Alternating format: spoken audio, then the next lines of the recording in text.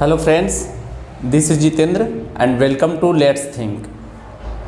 आज आप लोग के बोर्ड के स्क्रीन पे यहाँ पे दिख रहा होगा अवतल दर्पण में प्रमाणित करना है F बराबर R/2। ठीक है, तो मात्र एग्ज़ाम के आप लोगों को 4 दिन बचा हुआ है और मैं इसमें सेशंस में सारे इंपॉर्टेंट क्वेश्चंस को डिस्कस करने का प्रयास करूँगा। तो इसमें मैं मैथ्स के कुछ वीडियोज़ लाऊँगा जो 2-2 नंबर्स के होंगे और 5-5 नंबर्स के भी मैं वीडियोज़ लाऊँगा। ठीक है, और वही 5 नंबर वाले में बहुत सारे क्वेश्चंस ऐसे होंगे जो 1 नंबर वाले क्वेश्चंस को बनाने में मदद करेगा। तो वीडियो को पूरा देखें ताकि आपको पूरा कंसेप्ट क्लियर हो इजीली। ठीक है, तो यहाँ पे देखिए अवतल दर्पण में F बराबर R/2 प्रमाणित करना है। यहाँ पे आपको अवतल दर्पण के जगह पे पूछ सकता है उत्तल दर्पण में प्रमाणित करें F बराबर R/2। ठीक है, तो मैं इसको प्रूफ करता हूँ। आप लोग इस क्वेश्चंस को लिख लीजिए कि अवतल दर्पण में F बराबर R/2 प्रमाणित करें। इसके लिए सबसे पहले हम लोग अवतल दर्पण का एक फिगर बनाएंगे। तो अवतल दर्पण का हम लोग एक क्लियर फिगर बना ले। ठीक है, ये हो गया अवतल दर्पण। हम जानते हैं कि अवतल दर्पण के बाहर की तरफ पेंट किया हुआ होता है। ठीक है, तो ये अवतल दर्पण है। अवतल दर्पण के बाहरी सतह पर ये पेंट किया हुआ है। आप लोग जानते हैं कि इसको P बोलते हैं और P को हम ध्रुव कहते हैं। क्या बोलेंगे? इसको ध्रुव बोलेंगे।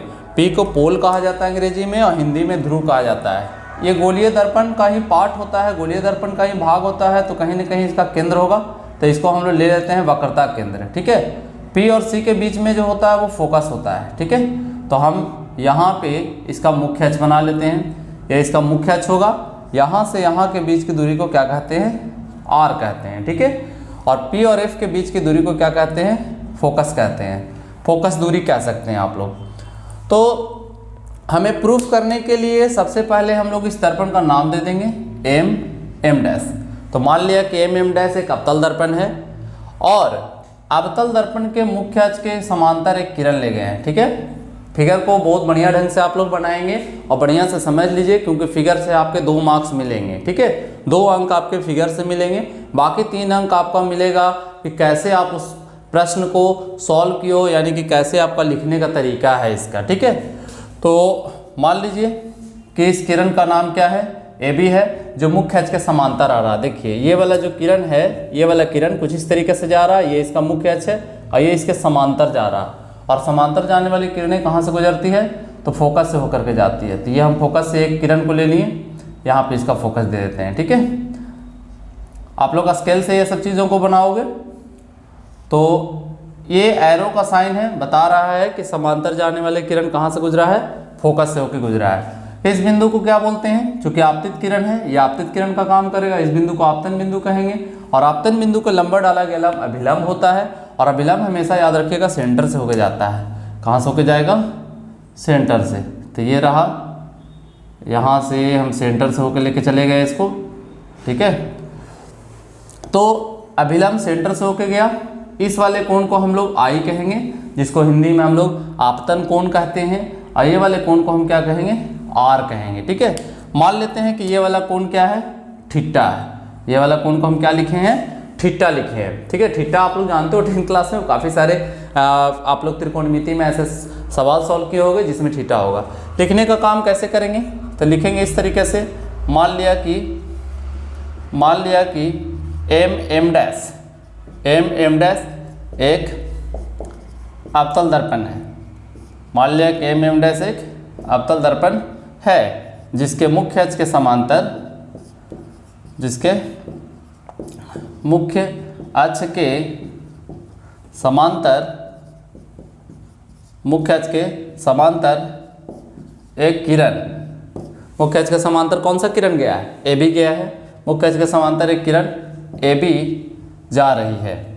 AB जा रही है, AB लिखा हुआ है, ये AB जा रही है। दर्पण से परावर्तन के बाद, दर्पण से देखिए टकराया ना, टकराने को परावर्तन कहेंगे, टकरा के लौट जाने की प्रक्रिया को। तो दर्पण से परावर्तन के बाद, दर्पण से परावर्तन के बाद मुख्य फोकस से होकर गुजर गया है। मुख्य फोकस से होकर गुजर गया है जैसा कि चित्र में दिखाया गया है, जैसा कि चित्र में दिखाया गया है। तो चलिए फिगर को एक बार हम लोग फिर से समझ लेते हैं। फिगर में हम लोगों ने क्या किया, एम डैश एक अवतल दर्पण का नाम दिया है। अवतल दर्पण के मुख्य अक्ष के समांतर एक किरण को हम ए बी को ले गए हैं और समांतर जाने वाली किरण हम जानते हैं कि फोकस से गुजरता है और ये आने वाली किरण बी बिंदु पर पड़ा तो बी बिंदु पर लंब हम डालेंगे और लंब हमेशा याद रखिएगा वक्रता केंद्र से होकर जाता है और ये अभिलंब का काम करेगा। कौन वाला, सी बी यानी बी सी अभिलंब का काम करेगा और ए बी आपतित किरण का काम करेगा और अभिलंब और आपतित किरण के बीच के कोण को आपतन कोण कहते हैं, इसको हम आई से लिखेंगे। और फिर से देखिए बी सी क्या है, अभिलंब है और ये जो बी से लेके एफ के तरफ जाने वाली किरण है इसको कहेंगे परावर्तित किरण और परावर्तित किरण अभिलंब के बीच के कोण को हम क्या कहेंगे, परावर्तन कोण कहेंगे।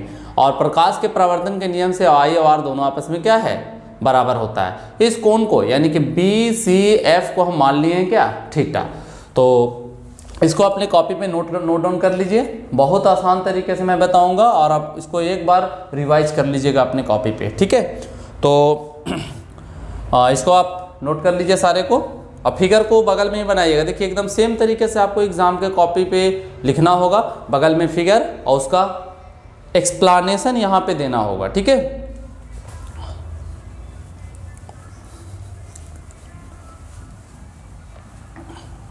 तो यहाँ पे अब हम लोग चलेंगे चित्र से, ठीक है। चित्र में क्या दिख रहा, एंगल ए बी सी यानी कि चूंकि कोण आई जो है बराबर होगा कोण आर के। क्यों ऐसा होगा, प्रकाश के परावर्तन के नियम से। बगल में लिख देंगे प्रकाश के परावर्तन के नियम से, परावर्तन के नियम से। या फिर यहाँ पे अगर आप नहीं लिखना चाहते हैं ये वाले में तो आप यहाँ पे लिखोगे, यहाँ पे लिख दोगे प्रकाश के परावर्तन के नियम से, प्रकाश के परावर्तन के नियम से, प्रकाश के परावर्तन के नियम से कोण आई का मान किसके बराबर होता है, कोण आर के बराबर होता है। ये वाला के बराबर होगा। और अगर आप गौर करें तो ये ए बी का वैल्यू, चूँकि ए बी जो है वो समांतर है, ए बी जो है वो समांतर है किसके, पी सी के। ए बी समांतर है पी सी के और जब समांतर है तो निश्चित है कि एंगल आई का मान बराबर होगा थीटा। एंगल आई का मान किसके बराबर होगा, थीटा के। क्योंकि आप लोग जानते हैं कि जब दो समांतर रेखा को कोई तिर्यक रेखा काटता है तो ये वाला कोण और ये वाला कोण, दोनों कोण को एकांतर कोण कहते हैं, अंग्रेजी में अल्टरनेट एंगल कहते हैं, ठीक है। तो ये वाला एंगल और ये वाला एंगल दोनों आपस में क्या होगा, बराबर होगा। अगर इसको x मानना होगा तो ये भी x होगा, यानी कि अगर ये 40 डिग्री होगा, अगर ये वाला एंगल 40 डिग्री होगा, ये 40 डिग्री होगा तो ये ऑटोमेटिक कितना डिग्री होगा, 40 डिग्री होगा, ठीक है। तो ऐसा होगा, आप लोग समझ लिए होंगे यहाँ पे। अब हम लोग आई का मान थीटा के बराबर है और वाई का मान आर के बराबर है। तो अगर हम इसका नाम फर्स्ट दे दें और इसका नाम सेकंड दे दें तो हम कह सकते हैं कि समीकरण फर्स्ट तथा सेकंड से देखिए आई बराबर आर, आई बराबर थीटा, तो इसलिए आर बराबर भी कितना होगा, कोण आर बराबर थीटा होगा। और ये कोण आर और ये कोण थीटा दोनों आपस में अगर बराबर है तो आर बराबर है थीटा के। एक मतलब है कि ये वाला कोण के बराबर है, तो हम क्या कह सकते हैं, इसके सामने की भुजा भी आपस में बराबर है। आप लोग पढ़े होंगे समद्विबाहु त्रिभुज का विशेषता कि अगर ये वाला कोण के बराबर होगा तो निश्चित है कि इस कोण के सामने वाली भुजा ये और इस कोण के सामने वाली भुजा ये दोनों आपस में क्या होगा, बराबर होगा। तो सेम उसी तरीके से अगर थीटा बराबर है आर के तो आर के सामने वाला भुजा यानी ये वाला बराबर होगा किसके, थीटा के सामने वाली भुजा इसके। तो हम क्या कह सकते हैं कि चूंकि आर बराबर है थीटा के तो इसलिए बी एफ यानी बी से लेके एफ बराबर होगा किसके, सी से लेके एफ के। अब चूंकि दर्पण का द्वारक बहुत छोटा होता है, ये जो आपको दिख रहा है ना दर्पण, ये दर्पण का द्वारक बहुत छोटा होता है। तो द्वारक छोटा होने का मतलब है क्या कि जो जितना बड़ा आपको ये फेस दिख रहा है ना उतना बड़ा फेस नहीं होता, बहुत छोटा होता है। तो इसका मतलब है कि जो B से लेके जो F तक का भी दूरी है वो P से लेके F के बीच की दूरी होता है। चूँकि दर्पण का द्वारक बहुत छोटा होता है, दर्पण का द्वारक बहुत छोटा होता है, बहुत छोटा होता है, तो इसलिए हम क्या कह सकते हैं कि दर्पण का द्वारक बहुत छोटा होगा, यानी B से लेके जो F होगा, B से लेके जो F होगा, BF का वैल्यू वो P से लेके F के बराबर होगा। तो फिर से समझिए, I बराबर R किसके कारण हुआ? प्रकाश के परावर्तन के कारण, प्रकाश के परावर्तन के नियम से। और AB चूंकि समांतर है PC के, एक मतलब है एक तिर्यक रेखा का काम कर रहा है, तो I किसके बराबर हो जाएगा? थीटा के। तो I बराबर थीटा, फर्स्ट और सेकंड दोनों को तुलना कर दिए तो I बराबर होने के कारण ये दोनों भी आपस में बराबर हो गया। अब चूंकि ये एक त्रिभुज बन रहा है, कौन वाला? BCF, और जब थीटा बराबर है R के तो R के सामने वाला भुजा ये वाला और थीटा के सामने वाला भुजा ये वाला, दोनों आपस में क्या होगा? तो बराबर होगा। तो दर्पण का द्वारक बहुत छोटा होता है, इसका जो आपको ये द्वारक दिख रहा है काफ़ी छोटा होता है। तो इस स्थिति में ये वाला दूरी और ये वाला दूरी के बीच में ज़्यादा अंतर नहीं होता, यानी B से लेके F और P से लेके F, ये दोनों के बीच में ज़्यादा अंतर नहीं होता, इसलिए हम BF बराबर क्या लिखेंगे? PF लिखेंगे। ठीक है, तो हम लोगों ने देखा BF CF के बराबर है, ठीक है, BF किसके बराबर है? CF के बराबर है। अब BF किसके बराबर है? PF के बराबर है। एक मतलब है CF किसके बराबर होगा? PF के। इसलिए C से लेके जो F तक का दूरी है, C से लेके जो F तक का दूरी है PF के बराबर हो जाएगा। काहे ऐसा हुआ ये समझ लीजिए आप लोग। ये वाला अगर कॉन्सेप्ट आप समझ जाएंगे तो समझिए कि सारा क्लियर हो गया। ठीक है, यहाँ पे आप दिख रहे होंगे कि BF का वैल्यू CF के बराबर है और BF का वैल्यू PF के बराबर है। एक मतलब है कि ये वाला इसके बराबर, ये वाला इसके बराबर, तो हम क्या कह सकते हैं? CF बराबर होगा PF के, CF बराबर होगा PF के। ठीक है, अब हम लोग चलेंगे चित्र में। हमको चाहिए क्या? R और F में संबंध चाहिए, R और F में संबंध चाहिए। तो देखिए अब हम लोग फिगर से काम करेंगे। फिर से इसको मिटा दे रहे हैं। तो चूंकि C से लेके P यानी PC जो होगा वो किसके बराबर होगा? P से लेके F प्लस F से लेके C, P से लेके F प्लस F से लेके C यानी CF, यानी क्या? CF। PC को हम क्या लिख सकते हैं? R लिख सकते हैं। P से लेके C के बीच की दूरी को क्या लिखा गया है? R लिखा गया है। और P से लेके F को हम क्या लिखेंगे? F। P से लेके F को F लिखेंगे। और ज़रा गौर करिए, CF जो है वो किसके बराबर है? PF के। CF बराबर है PF के। काहे ऐसा किए? तो बगल में लिख देंगे कि चूंकि CF बराबर है किसके? PF के। ठीक है, तो अगला स्टेप में R बराबर F प्लस PF को फिर से हम कितना लिखेंगे? F। और इस स्थिति में हम यहाँ से क्या देखें? तो यहाँ से हम लोगों ने देखा कि R जो है वो F और F कितने के बराबर आ गया?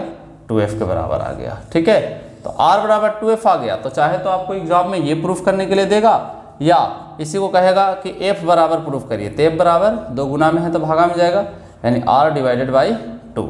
ठीक है, तो इस तरीके से आपका F तथा R के बीच संबंध आ गया। ठीक है, तो जब भी कहेगा कि फोकस दूरी और वक्रता त्रिज्या में क्या संबंध होता है, तो यहाँ से देख रहे होंगे आप लोग कि ये फोकस दूरी है, ये वक्रता त्रिज्या है। अगर ये वक्रता त्रिज्या 20 सेंटीमीटर होगा तो फोकस का मान 10 होगा, क्योंकि R का मान 20 बैठेगा तो 20/2 बराबर 10 आएगा। ठीक है, चिन्ह परिपाटी का भी इस्तेमाल करेंगे, तो एक वीडियो में लाऊंगा जिसमें न्यूमेरिकल को सॉल्यूशन करवाऊंगा। ठीक है, तो यहाँ पे R बराबर कितना आ गया? 2F आ गया। तो यही F तथा R के बीच संबंध है। तो इसको आप लोग बार बार प्रैक्टिस करिए, अपने कॉपी पे नोट डाउन कर लीजिए इसको और 1-2 बार बना के देखिए। और अगर आपको वहाँ पे भी समझ में नहीं आए तो आप यहाँ पे वीडियोज़ को फिर से देख लीजिएगा, सारा क्लियर हो जाएगा। ठीक है, तो आशा है ये वीडियोज़ आप लोग के लिए हेल्पफुल साबित होगा। और जो कोई भी चैनल को सब्सक्राइब नहीं किए हैं वो आप सब्सक्राइब कर लें और शेयर कर दें और लाइक भी कर दें, ताकि मेरा भी मोटिवेशन लेवल अप रहे और मैं आप लोगों को इस तरीके का रेगुलर वीडियोज़ प्रोवाइड करूँगा। एग्ज़ाम तक 2 से 3 वीडियोज़ पर डे डालूँगा, जो आपके एग्ज़ाम के लिए काफ़ी ज़्यादा बेनिफिशियल होगा। Thank you, take care.